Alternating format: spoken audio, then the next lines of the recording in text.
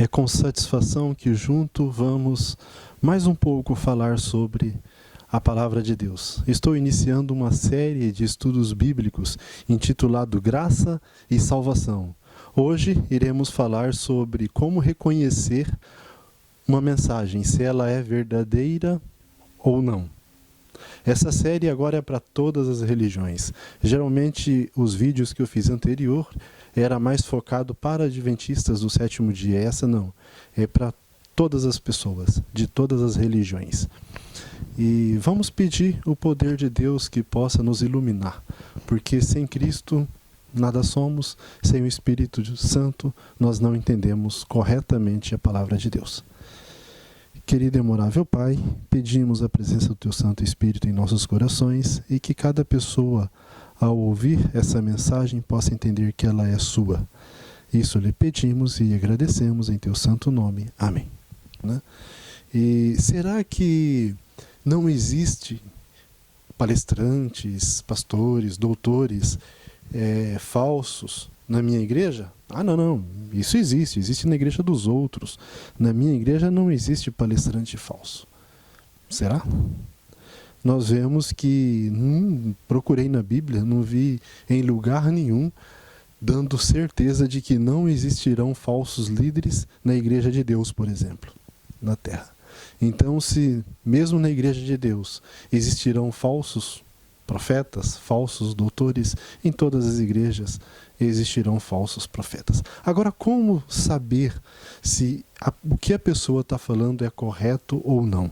Vamos a algumas evidências bíblicas, né? Em 1 João 4:1, veja: amados, não creiais a todo o espírito, mas provai se seus espíritos são de Deus, porque já muitos falsos profetas se têm levantado no mundo. Então aqui não está falando para os líderes, está falando para todos. Todos nós devemos provar os espíritos, ver se o que a pessoa está falando é de Deus ou não. Veja a segunda parte em 2 Pedro 2:1.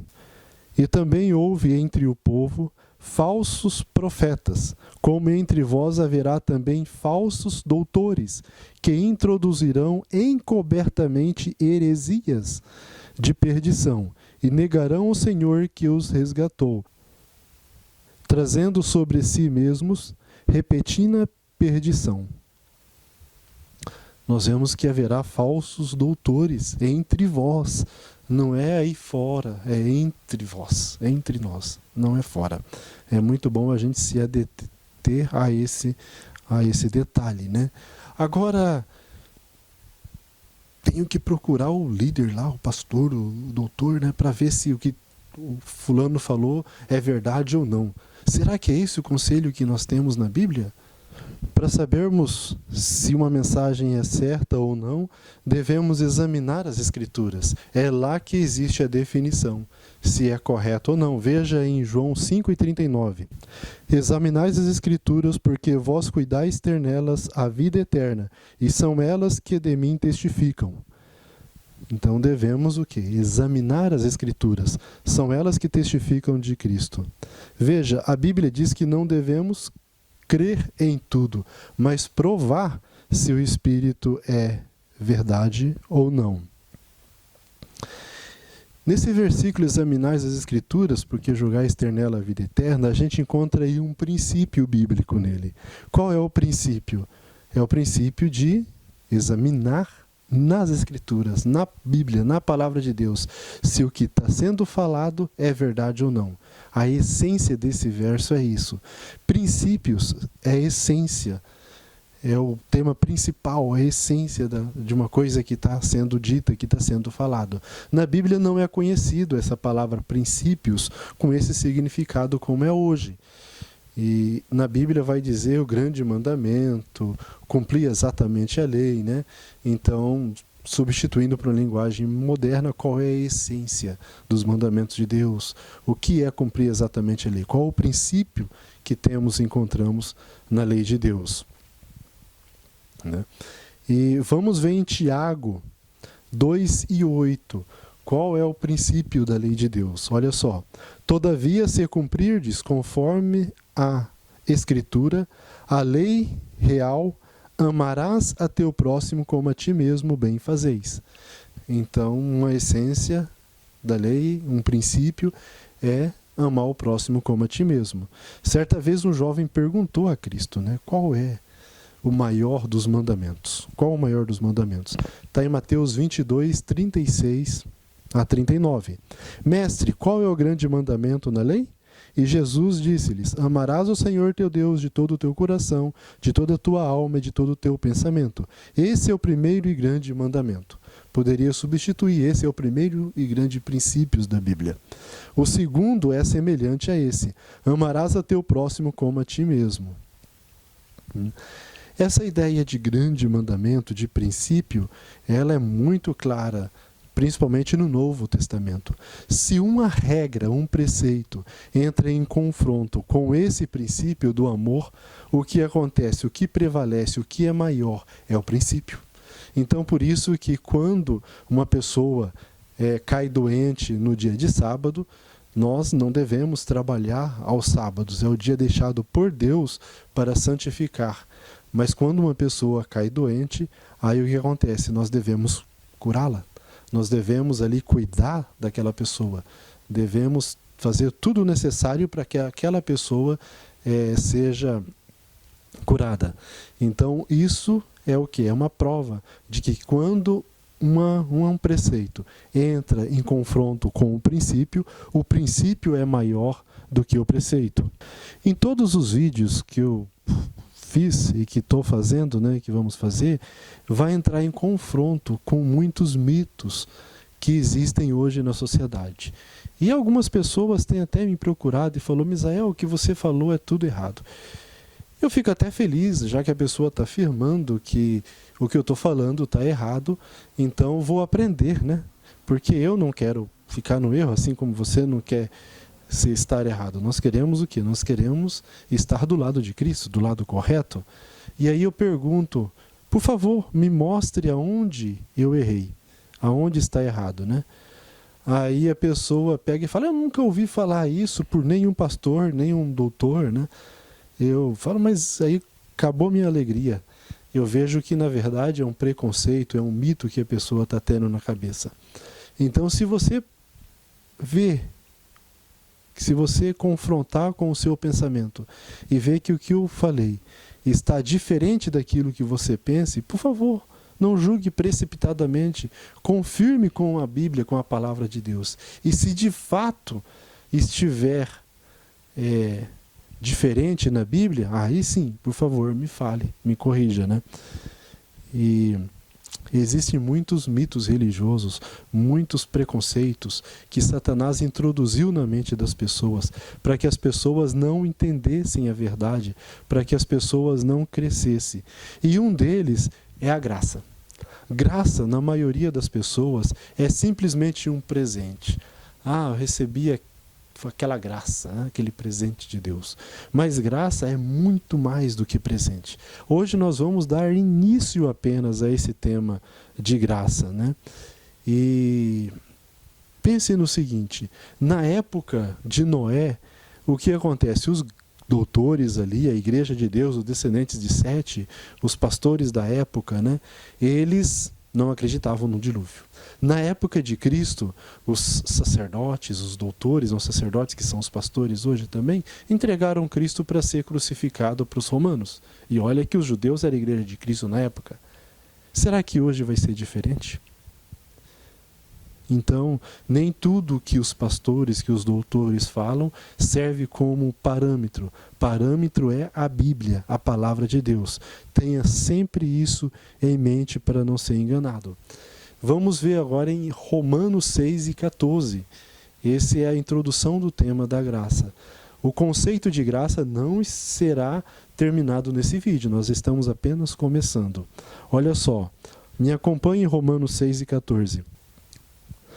Porque o pecado não terá domínio sobre vós, pois não estáis debaixo da lei, mas debaixo da graça.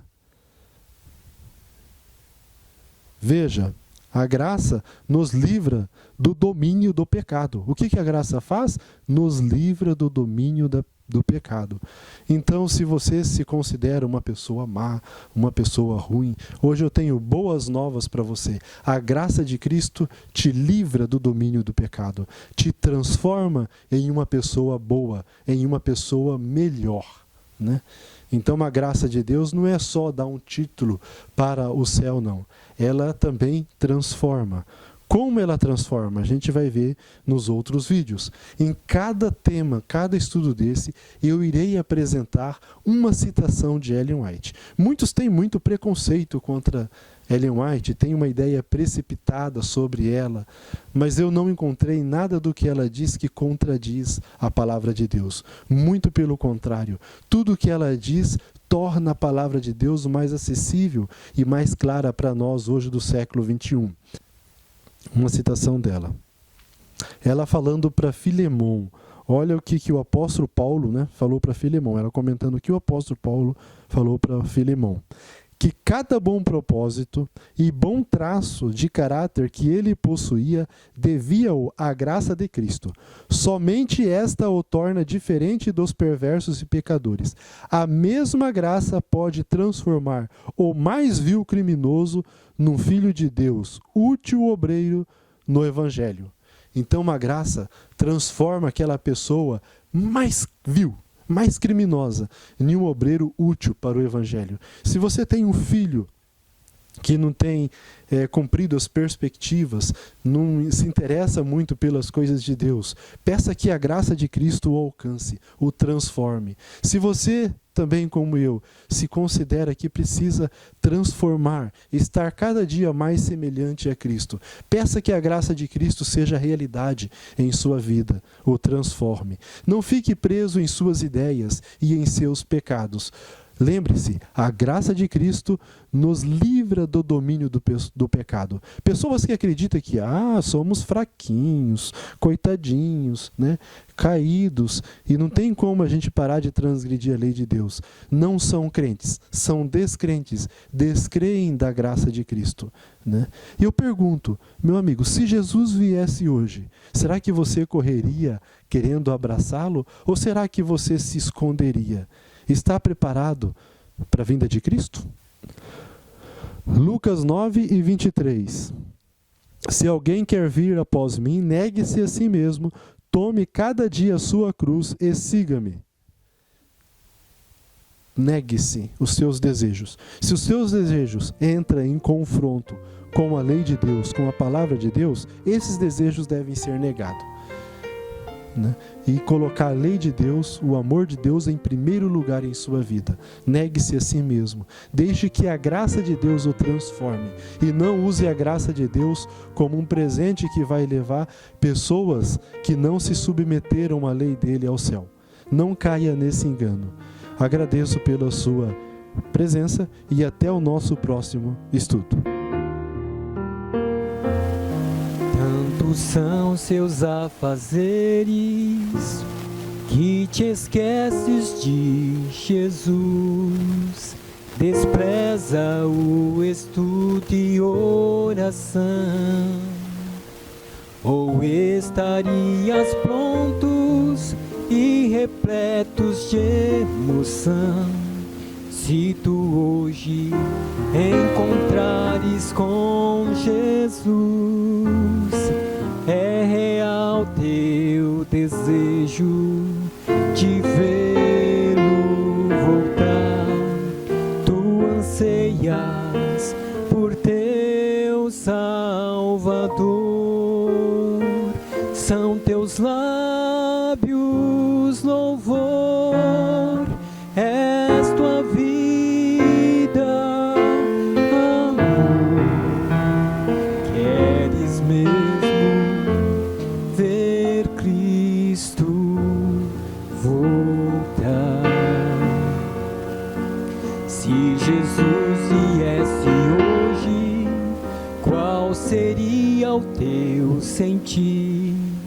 Talvez tu procurasse se esconder devido a algum pecado que não queres submeter. Que horror, com os ímpios perecer. É real teu desejo de vê-lo voltar. Tu anseias por teu Salvador. São teus lábios louvor, és tua vida, amor. Queres mesmo ver Cristo voltar?